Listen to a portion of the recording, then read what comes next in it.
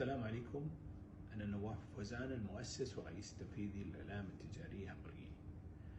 بالأمس الخميس 16 شوال 1445 هجري الموافق 25 إبريل 2024 وردنا اتصال الساعة 10 مساء من أمانة مدينة الرياض عن وجود عدد من حالات التسمم، وجميع هذه الحالات تناولت وجبة من فروعنا في مدينة الرياض، وطلبت منا الأمانة إغلاق جميع فروعنا في مدينة الرياض وكذلك المعمل المركزي في المنطقة الوسطى لعمل جميع الفحوصات والاختبارات لمعرفة المسبب الأساس لهذه الحالات.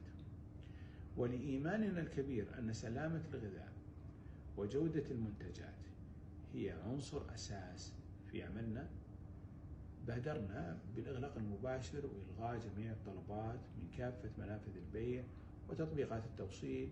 حتى هذه اللحظة لم يتم الإفصاح طبعا عن السبب، ونعمل جنبا إلى جنب مع كافة الجهات المعنية لأخذ كافة التدابير والاحتياطات اللازمة. نعمل في همبرجيني على أساس معايير الجودة ونطبق المعايير العالمية في صحة الغذاء وسلامة الأغذية، ونسعى جاهدين لتقديم تجربة مثالية لعملائنا بجودة عالية ومواصفات قياسية. نتمنى الصحة والسلامة لكل من أصابه مكروه، ونسأل الله لهم الشفاء العاجل. سأكون معكم على تواصل قريب لإعطاء نبذة أخرى عن أي مستجدات. شاكر لكل من اتصل وسأل واستفسر، ونراكم على خير.